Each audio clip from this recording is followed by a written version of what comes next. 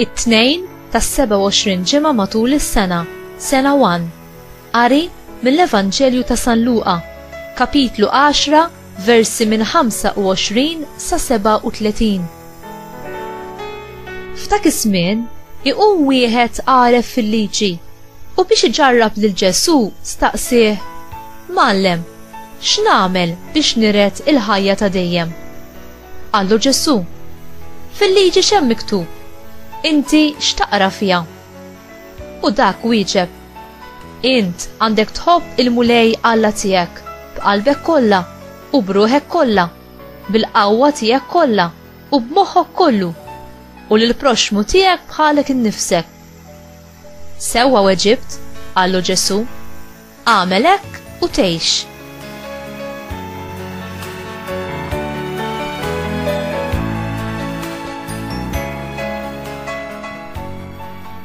Iżda dak biex juri li kellu raġun qal lil Ġesu: U l-proxmu tiegħi minu?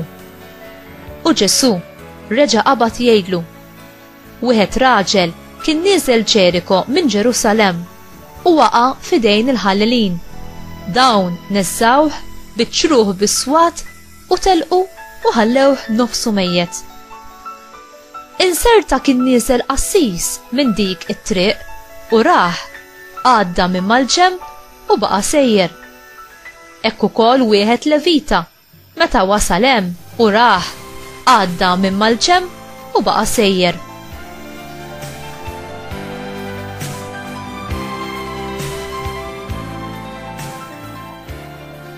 Imma kien għaddej minn hemm wieħed Sammaritan, wasal ħdejh, rah u tħassru. Resaq lejh, dewwielu il-ġrieħi biż-żejt u l-inbit u rabathomlu u mbagħad tellaw fuq il-bima tiegħu, waslu f'lukanda u ħassibu.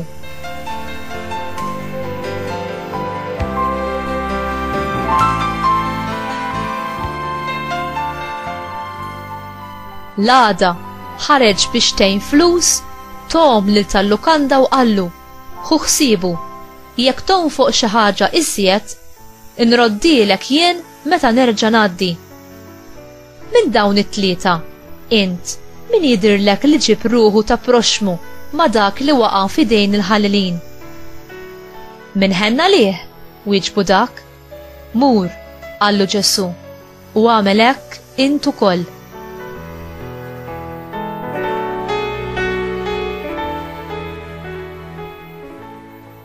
Il-kelma tal-mulej, tifħir lilek Kristu.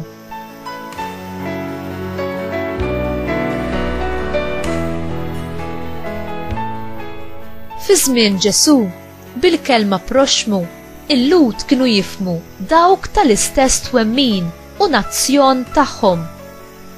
Imma Ġesu, bit-tweċiba li ta' wera li Alla kellu idea aktar wiesa minn dik tagħhom.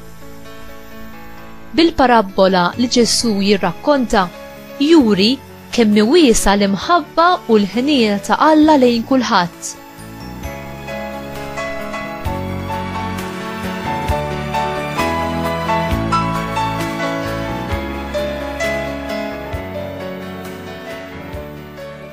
Għaliex jirrakkonta li l-gbarat reliġjużi irrifjutaw li jagħtu l-għajnuna tagħhom lill-vittma. U għaliex kellu jkun Sammaritan, jiġifieri bniedem li lanqas biss kien f'termini tajba mal-Lut, li jitratta lill-vittma b'mod tant tajjeb u b'ġenerożità kbira. Probabbilment il-qassis ma rridx jirriskja il-possibilità li jsir ritwalment imniġġes. Dan il-ħsieb żammu l-bogħod milli jġib ruħu ta' proxmu. Il-Levita seta' ħaseb li l-vittma kien bħal lixka biex il-ħallelin jaqbżu fuqu wkoll.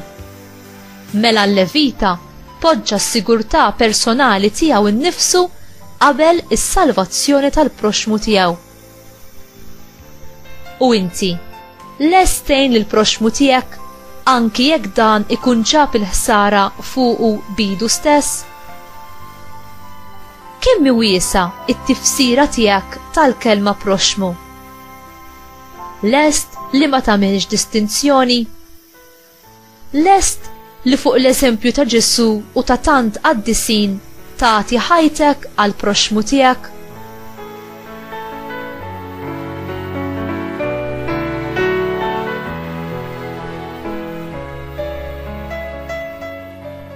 Aziz Ġesu, għamel li narak illum u kuljum fil-persuna tal-marit, ta' dawk li jirritawni, ta' dawk li magħhom ma nirraġunax.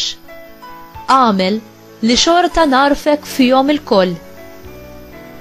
Marija ommi, b'talbek wassalni biex bħalma ibnek u inti tieħdu ħsieb tiegħi bil-paċenzja kollha minkejja d-difetti tiegħi, jiena jkolli l-istess attitudni lejn il-proxmu tiegħi kollu.